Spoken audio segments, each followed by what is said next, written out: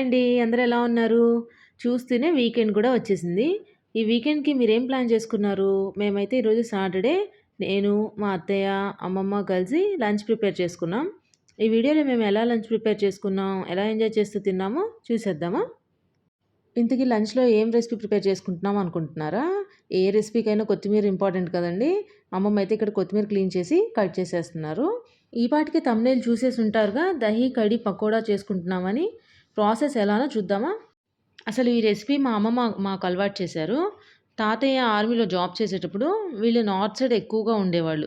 So, north Indian dishes అన్నీ చేసుకునేవాళ్ళు. అవి మాకు కూడా అలవాటు చేశారు. సరే దహీ కడీ పకోడా కోసం ముందు ఆనియన్స్‌ని కట్ చేసుకుందాం. ఇక్కడ అత్తయ్య ఏమో పకోడీ కోసం శనగపిండిని బౌల్‌లో వేసి, అందులో కొంచెం ఉప్పు, కారం, కట్ చేసిన ఆనియన్స్, కట్ చేసిన కొత్తిమీరని చక్కగా వాటర్‌లో కడుక్కొని వేసి, ఎక్కువ నీళ్లు పోయకుండా పకోడీ పిండిని కలిపి పక్కన పెట్టుకున్నాం. తర్వాత ఈ కడికి పోపు వేసుకోవడం కోసం సన్నగా తరిగిన ఉల్లిపాయలు, టమాటాలు, వెల్లుల్లి, పచ్చిమిర్చి అన్నీ చిన్న పీసెస్‌గా కట్ చేసుకొని రెడీగా పెట్టుకుందాం. ఇప్పుడు మిక్సీ జార్‌లో 2 చిన్న గ్లాసులు శనగపిండి, హాఫ్ కేజీ పెరుగు వేసి పేస్ట్ చేసుకోవాలి. దీన్ని చేత్తో కలపడం చాలా కష్టం. ఎందుకంటే కొంచెం ఎక్కువ క్వాంటిటీ కాబట్టి ఉండలు కడుతుంది. ఆ రిస్క్ అంతా ఏం లేకుండా మనం మిక్సీలో వేసుకుంటే బాగుంటుంది. ఇలా మిక్సీలో వేసుకున్న పేస్ట్‌ని ప్యాన్‌లో వేసుకొని దాంట్లో 1 లీటర్ వరకు వాటర్ పోసుకోవాలి. దీంట్లోనే ఉప్పు, పసుపు కూడా వేసి బాగా కలిపి ఉప్పు కొంచెం ఎక్కువగానే పడుతుంది. పసుపు ఇప్పుడే కనిపించదు. ఉడికిన తర్వాత కనిపిస్తుంది. కంగారు పడకండి. అలాగని మళ్ళీ వేసేయొద్దు యెల్లో కలర్ రాలేదని చెప్పి. దీన్ని స్టవ్ మీద పెట్టి బాగా ఉడికించుకుందాం.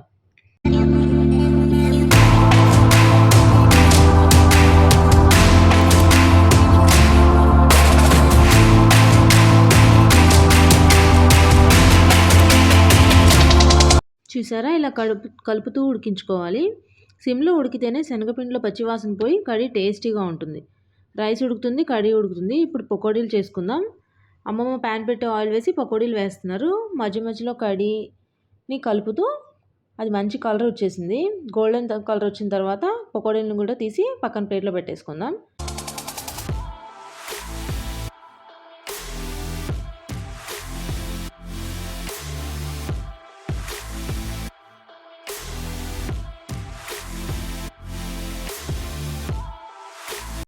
ఫైనల్‌గా పోపు కోసం చిన్న ప్యాన్ పెట్టుకొని దాంట్లో కొంచెం ఆయిల్ వేసుకొని ఆవాలు, జీలకర్ర వేసి చిటపటలాడిన తర్వాత సన్నగా తరిగి పెట్టుకున్న చిన్నుల్లిపాయలు, కట్ చేసి పెట్టుకున్న ఆనియన్స్, టొమాటో, పచ్చిమిర్చి, కొత్తిమీర, ఇంగువ మాత్రం మర్చిపోకుండా వేసుకోండి.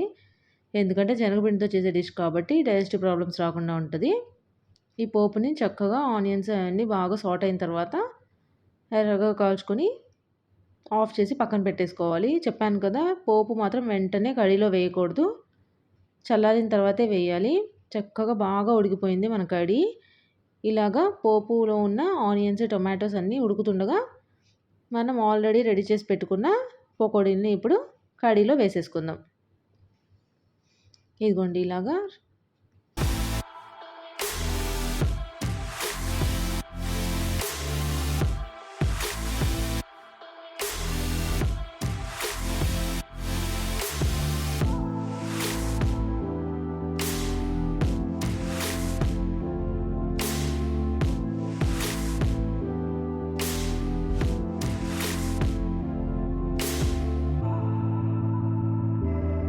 ఇదిగోండి పోపు చల్లారిపోయింది.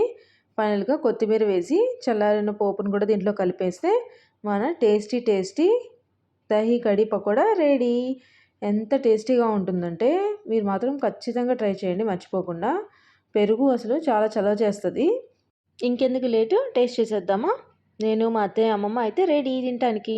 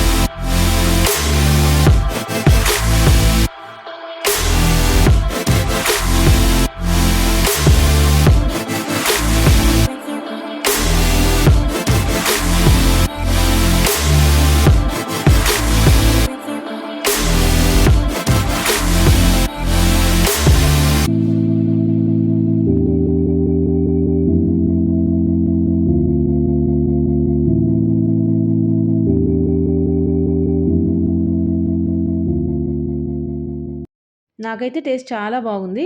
తింటుంటే ఆనియన్స్, పచ్చిమిర్చి నోట్లో అలా తగులుతూ గ్రేవీ స్మూత్‌గా, సాఫ్ట్‌గా మధ్యలో పకోడీలు నంచుకుంటూ తింటే సూపర్ ఉంటుంది.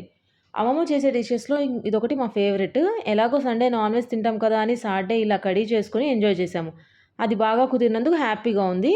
మీకు ఈ వీడియో గనుక నచ్చితే లైక్ చేసి, కొత్తగా అనిపిస్తే షేర్ చేసి, ఫాలో అవ్వడానికి సబ్స్క్రైబ్ చేసుకోవడం మాత్రం మర్చిపోవద్దు. బాయ్.